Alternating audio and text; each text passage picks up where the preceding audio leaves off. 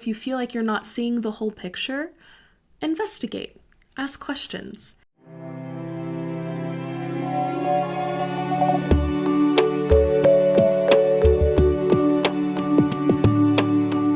Hello, everybody. Happy Wednesday, and welcome to our daily ritual. I'm Reese Brown, and today we are going to focus on the third pillar of coherence, which is the other that manifests as community. This is an offered intention, but of course I invite you to pair it with anything that you are working on or would like to call into today's session. Okay, to get us started, I am going to light some sage to cleanse our shared space. And as I do so, I invite you to close your eyes or soften your vision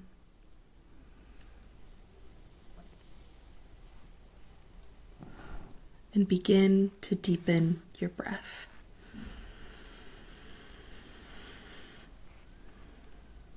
As your breathing deepens, feel yourself come into this present moment. Notice anything you can hear, anything you can smell. Maybe you can taste some toothpaste or coffee. And feel the sage energetically reaching you. And as the smoke dissipates, it takes with it any stress, any tension, anything that does not serve you today.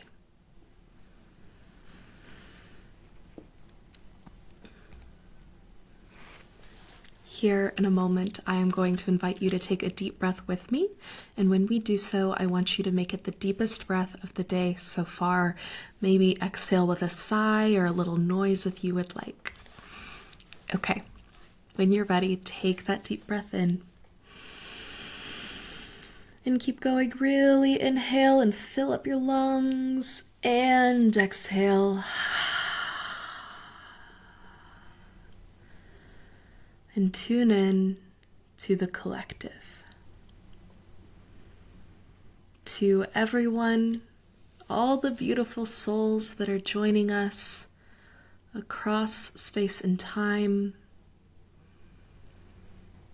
sharing this breath and sharing this ritual.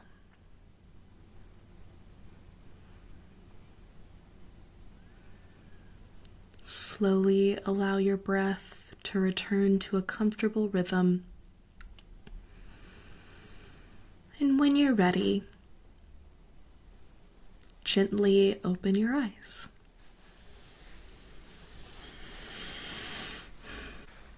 I am going to begin shuffling our cards for today, and I invite you to call back in any intention you may have set, our overall theme of the other and community, and reflect on these concepts.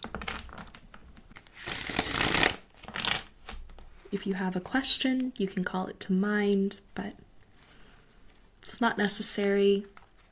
You can just hold your awareness.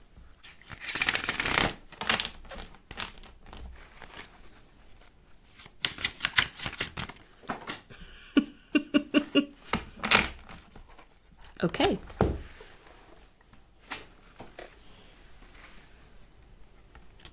We have the Eight of Wands.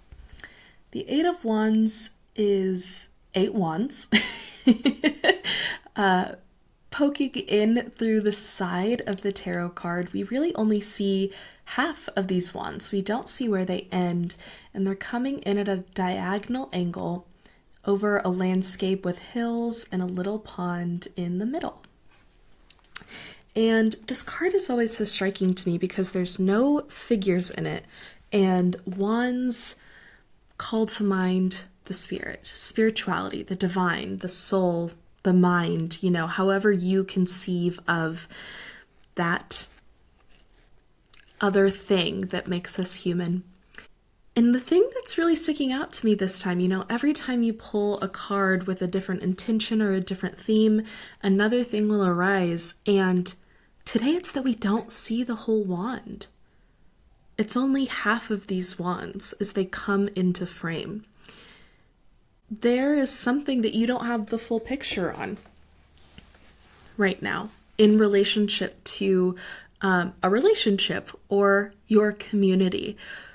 Do you have questions about something? Is there something that doesn't make sense to you? Keep asking questions. Questions are not bad. I'm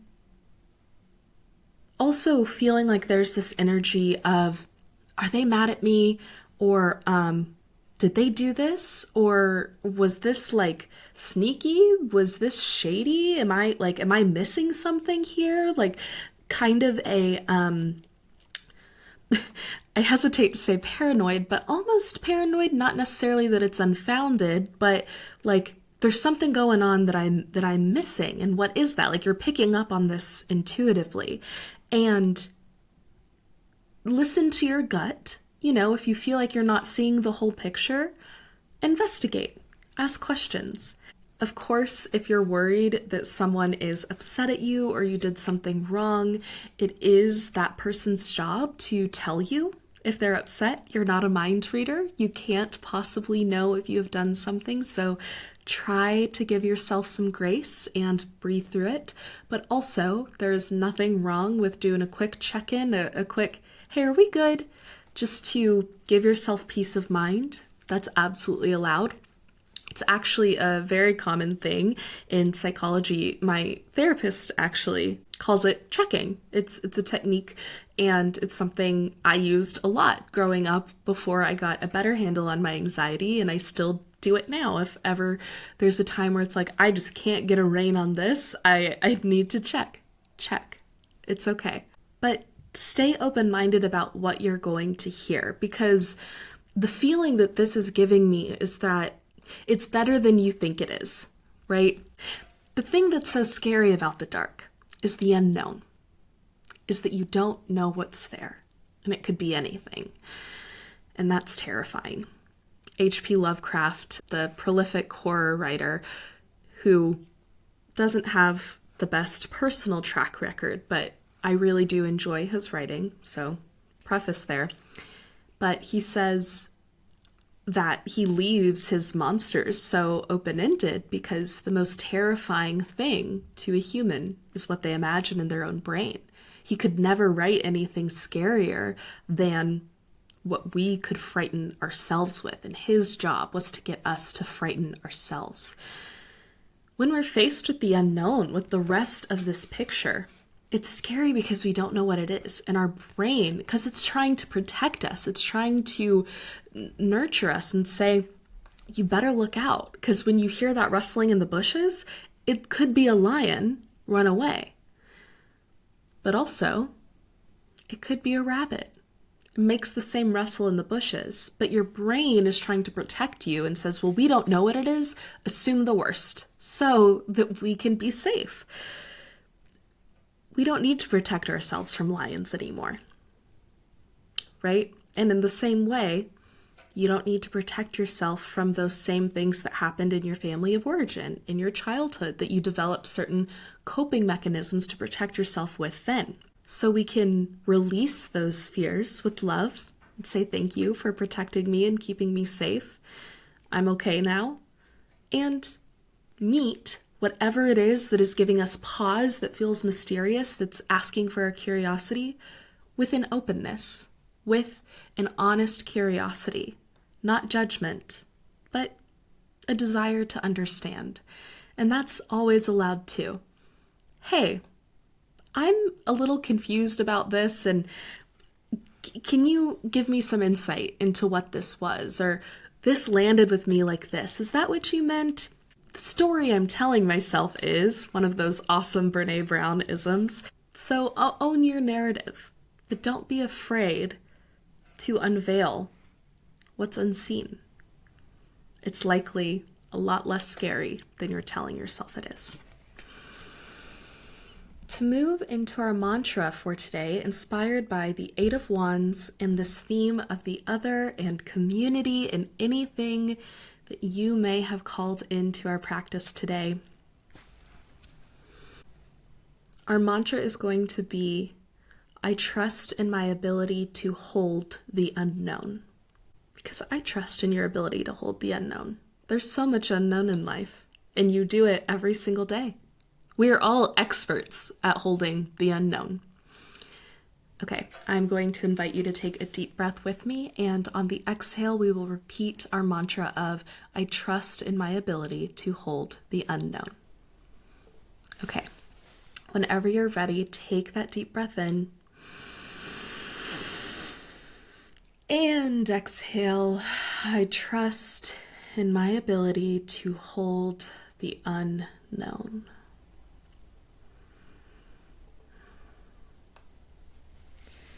For our practice today, I'm going to give you some options. If you feel like this was super on point for you and there is a situation that you have in your head that you are like, yeah, I want to talk to this person. Yeah, I need clarity on this, or there's a clear action forward, do that. That's your practice. If there's not something super clear like that, but this idea of releasing some of these coping mechanisms to allow for some safer attachment in our relationships is something you want to work on, meditate on this idea of coping strategies that you may have developed as a child, right? What are ways that our inner child protected us? For me, hypervigilance is one of those. When I was younger, I really wanted to understand the full scope of what was happening, but my parents wanted to protect me from any difficulty. And so in my mind, of course, like we were just talking about, my childhood brain made it out to be scarier to protect myself. But that hypervigilance means I'm constantly scanning for threat, for danger. And so that's something I feel myself doing in relationships now all the time. My friends will tell you. And being able to say, okay, this is me being hypervigilant. There's actually no alarm bells going off. I'm okay. They'll tell me if they're mad, right? All of those good things. So meditate on that if you're curious about what might be sitting there.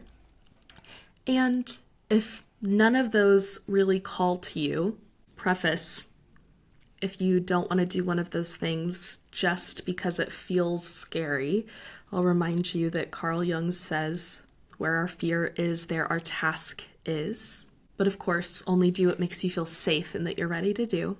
But if neither one of those are ringing true for you to practice today, meditate on this idea of the unknown, on the mystery of sitting comfortably in the discomfort, and call that to mind. Use it as a journal prompt, a meditation prompt, talk to a friend about it, however you like to consider new ideas. I'll leave you with that one. Thank you all so very much for joining me today, and I am very much looking forward to seeing you right back here tomorrow. Our Daily Ritual is a podcast by the Cohere Collective that helps you build purpose and coherence into your daily routine. Please follow, subscribe, like, share, rate, review, comment. All of these things are the best ways to support the Cohere Collective, to support our daily ritual and the work that we're trying to do. A big thank you to Podington Bear for our Daily Rituals theme music, and as always, I hope you feel like you are living more coherently. Until next time, love.